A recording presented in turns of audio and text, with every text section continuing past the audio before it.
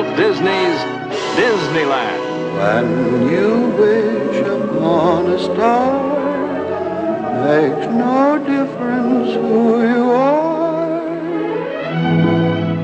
Each week as you enter this timeless land, one of these many worlds will open to you. Frontierland. Tall tales and true from the legendary past. Tomorrowland. Promise of things to come. Adventureland. The wonder world of nature's own realm. Fantasyland. The happiest kingdom of them all. Presenting this week,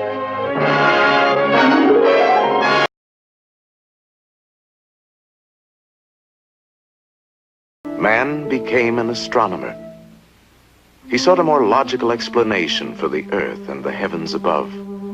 The earth, he thought, must be flat with its roots deep in celestial waters. In time, he changed the roots to stone pillars to afford easier passage for the stars in their nightly journey.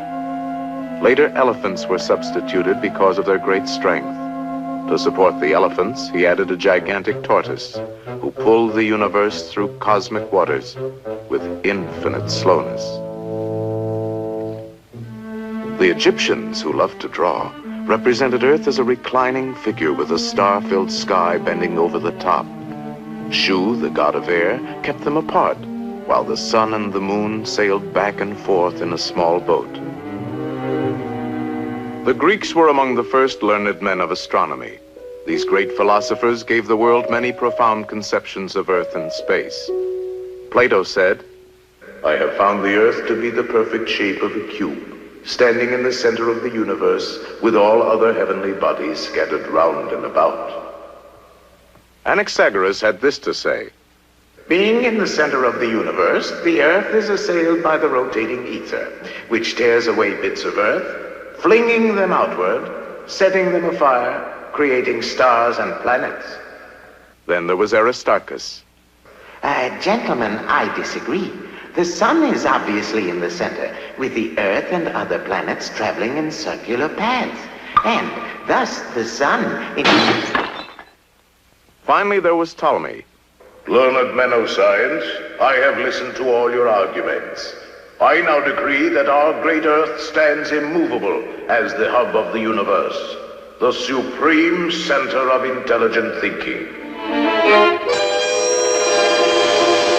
Thus, Ptolemy's decree was blindly accepted as the law of science for over 1,000 years. Free and logical thought was stifled by a black period of stupidity, superstition, and sorcery.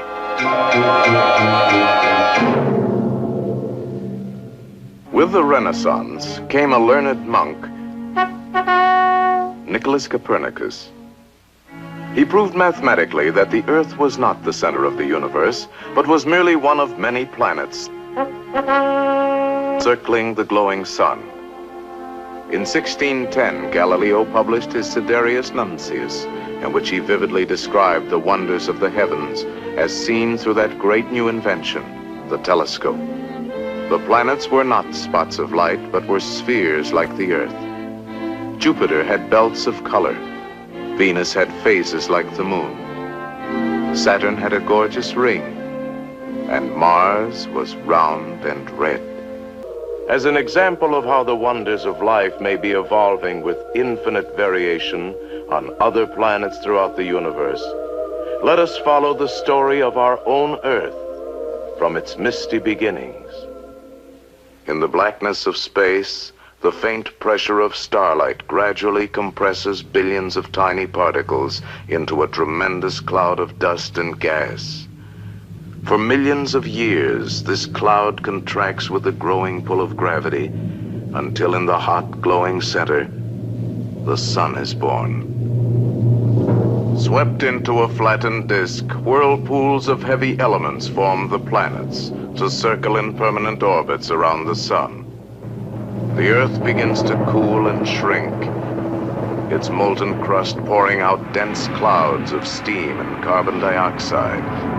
In these primeval vapors, the stage of life is set. Steam condenses to rain. For centuries, great torrents of water tear at the rocky face of the earth, creating the vast oceans. For centuries, rich salts and minerals are washed from the land and carried down to the sea. 1 billion years have passed. Now the warm primordial sea is the cradle of life. Here are gathered all the elements of nature from which life will emerge. One of these elements, found throughout the universe, is carbon, first link in the chain of living things. The carbon atom is unique, for it alone combines with itself and other elements in millions of intricate structures to form the complex molecules of organic compounds. In the slow course of time, some are transformed into proteins, the foundation of all life. These microscopic particles join with other elements to produce millions of delicate combinations. Most are destroyed, but a few of the strongest survive. Now, with time as the main ingredient, evolution of life is inevitable. Eventually, from the complex forces of nature, emerges the first organism, the first living cell, a microscopic speck of jelly able to grow and reproduce with great speed. As the eternal process of change continues, some cells group together in colonies, and from these evolve blue-green algae, the first primitive plants. In shallow pools, the chlorophyll of these plants converts the energy of sunlight into living tissue. For the first time, great quantities of precious oxygen are released, making possible ever higher forms of life. Ages roll by.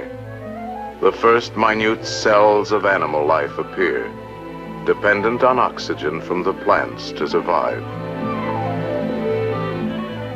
In the millions of centuries that follow, an infinite variety of plant and animal life begins to unfold. Endless adaptation, constant change, infinite variation through inconceivable lengths of time.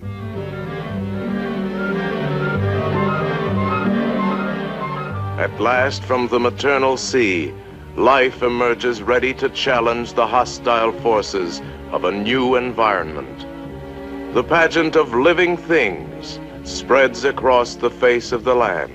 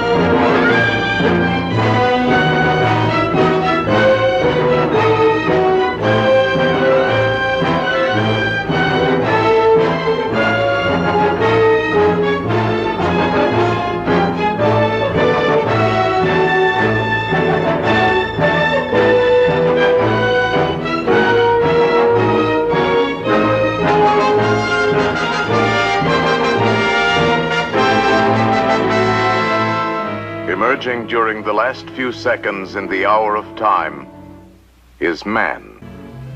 Beyond the Earth, at the outer fringe of life's temperature zone, is Mars, the third planet in our solar system where life could exist. Even though scientists think Martian conditions are severe, they believe that if man journeyed to Mars, he could survive here with moderate protection. He would need his own oxygen supply and some sort of protective covering. But life could be almost normal within pressurized houses and pressurized cities. Today, as we face the serious problems of overpopulation and depletion of natural resources, The possibility of Mars becoming a new frontier is of increasing importance in our plans for the future.